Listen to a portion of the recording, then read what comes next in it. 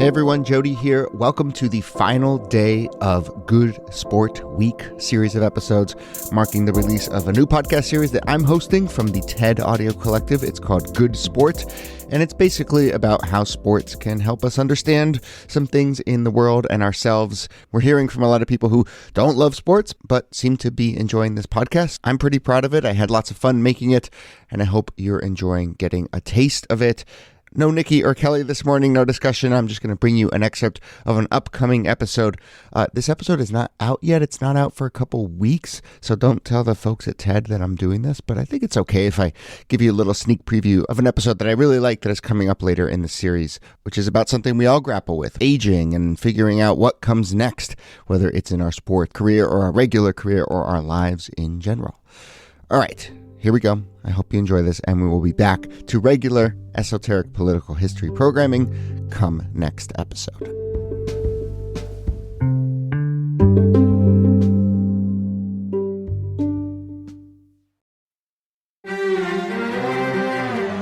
You're used to hearing my voice on the world, bringing you interviews from around the globe. And you hear me reporting environment and climate news. I'm Carolyn Beeler. And I'm Marco Werman. We're now with you hosting the world together. More global journalism with a fresh new sound. Listen to The World on your local public radio station and wherever you find your podcasts.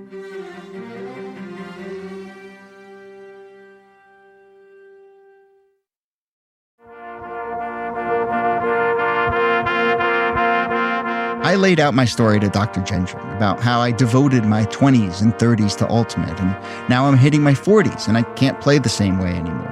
How I feel washed up and I'm facing the void, and a lot of it just really bums me out.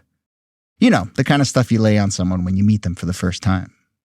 And so I wonder if any of what I just said, resonates in whatever way to the work that you do. Absolutely, it does. And I think there are a couple aspects to it. We tend to think of aging really as a process of decline, and we tend to really focus on the losses that we experience as we age. But the truth about aging is that while loss is one component and the way that we age in our bodies is one component, aging itself is about simultaneous loss and growth.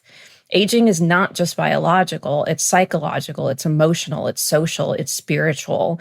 So we could just as much say, yes, now you're in your 40s and you can't do or perform the way that you could before. But I could also ask you a question like, well, Jody, what are some things that you really like about yourself better now than you did 10 years ago or 20 years ago? How have you grown? What have you learned? How are you more comfortable? Turns out, as we were doing the interview, I kept being reminded about something that I do now that I didn't do 10 years ago. Parenting. Sorry, 1 second. Oh, shoot. My daughter now has come in with an iPad. Oh, boy. 1 second. No, you got to have the headphones on, remember? My 5-year-old daughter kept interrupting our interview. And yeah, she's wonderful. I love her to death. And yeah, children, they keep us young, yada, yada, yada. But a child can't heal my hamstring or make me dunk again. But I will say, this idea of loss and growth, balancing each other out, it really is the key. And then we're not so caught up in, well, aging is just all of the losses I've had. I appreciate that answer. And I think I've been asking myself some of those questions. And certainly I think I've grown in some ways. And I don't want to just be the, super driven, myopic, probably not best friend and boyfriend, that I was in my 20s. Right. But I will say, to be a little grumpy in response to your very nuanced point, all of the things you've said, which is, okay, yes, you're losing something, but look at all the other things you've gained. That still at some level to me strikes me as concession. And so I wonder how you talk to someone who's as stubborn as me about I think it's being upset about getting old.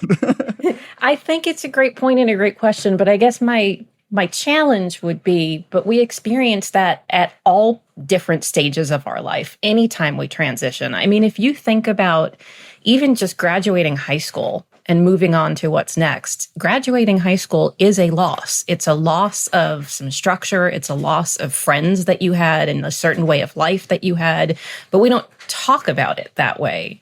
Yet it's just as relevant that we had to adapt. We hit all of these transition points at multiple ages in our life, but it's not until we get older that we really start to mourn it in a different way. And it just becomes all about, no, aging just sucks. And yes, be sad about what you've lost, but turn it into, well, what now? Continue to ask yourself kind of future-oriented questions and to see that your aging in and of itself isn't, the problem, can be really constructive. Yeah. Can you talk a little bit more about that, asking future-oriented questions? Because I do think there's more of this sense of like, let me look back at all the things that I still want to hold on to and find another thing that will check all those boxes. Let me do a census of the past. But you're saying it's more about looking forward. Definitely. Who are you right now, and who are you continuing to become? Part of what I would suggest athletes should do who are really focused is just to probably think early about what comes next for them. And I mean, just like a reflection in kind of the back of your head. What are my interests outside of this? Or how can I adapt to still participate in this sport, but maybe in a different way? Maybe move to either not so competitive, but more rec-based, or maybe move to coaching, or whatever it may be. But thinking that, we're going to have the expectation that this is not where I'm going to stay forever, and planting the seeds in my own mind of what might come next. Some athletes approach what comes next a little differently. Instead of not competing anymore at all, they do it at a different level, with a different bar for success. There are long-distance runners like Olympic medalist Dina Castor who still get out there and race, even though they know they're not going to win a medal anymore. But why not run anyway? There are 90-year-olds who run triathlons and 70-year-olds who compete in ultramarathons. It seems like there's two paths.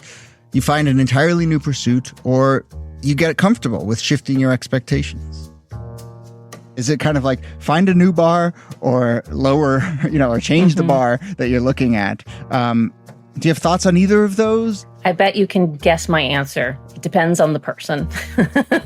It really does. I don't think either one of those is right or wrong. And I think both of those could actually be a really healthy way to adapt. And I mean, I've certainly been like the one I've been hardest, that I've had the hardest time grappling with has been the lowering of the bar. Just like, gosh, how depressing would that be to just be doing the same thing, but just not doing it at the level that I know in my head, a new bar. And that could be totally healthy. It could also be worth it for you to examine, why is that depressing for you? I'm doing a whole podcast episode. I'm examining. Start to challenge the internal dialogue that you're having and how you define success. Start to challenge the internal dialogue and redefine success. Dr. Gendron is talking about aging here, but that's advice that could apply to any athlete. The best athletes are continually challenging their internal dialogue. They work on self-talk. They work on staying in the moment. And they're continually redefining success. It's not just about wins and losses, but it's how you go about practice, training, your diet, the mental game. Sports gives us a framework in which to do all these other things that are probably good for us anyway, that will make us healthier and more well-rounded people. And the flip side, not controlling your emotions, not staying in the moment, not being purposeful about the process, it can be really bad on the field and as you walk away from sports. There's been research for decades as to why this matters. There's this amazing study that shows that people who embrace their own aging live 7.5 years longer than people that fear their aging. 7.5 years is a really long time. In that particular study, it was a longitudinal study, which means they followed people over a couple of decades, and they asked them questions not only about how they felt about their own aging, but about their health, about their lifestyle, about all kinds of things. The researchers found that how people felt about their aging had more of an effect on longevity than things like wealth or loneliness or functional health. So the 7.5 years was an effect that was above and beyond some of those things. That's what makes it so powerful. In your best guess, what is the thing that is so powerful inside of that kind of thinking? So, I think what ends up happening when we carry stress around, and this could either be emotional or physical stress, it takes a toll on our body. And I think that when we walk around with anxiety and stress about aging, we're more likely to actually manifest the very things that we fear. So if we think that aging is all about decline, if we think it's about memory loss, if we think it's about loss, we're going to feel the physical effects of that in our bodies.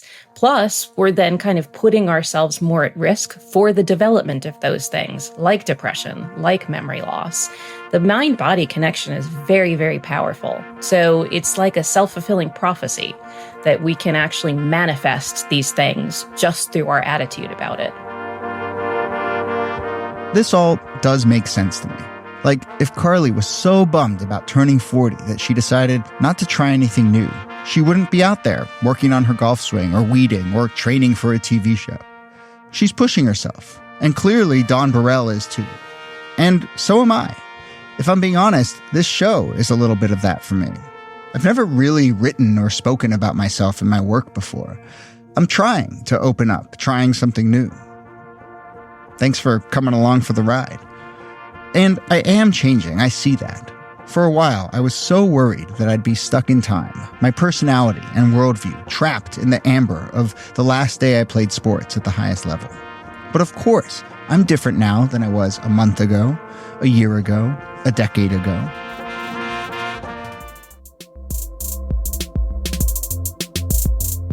Thanks again for listening. Thanks for reaching out about Good Sport. You can find it, Good Sport, wherever you get your podcasts. I hope you check it out. On behalf of Nikki and Kelly and everyone else, I'll see you soon.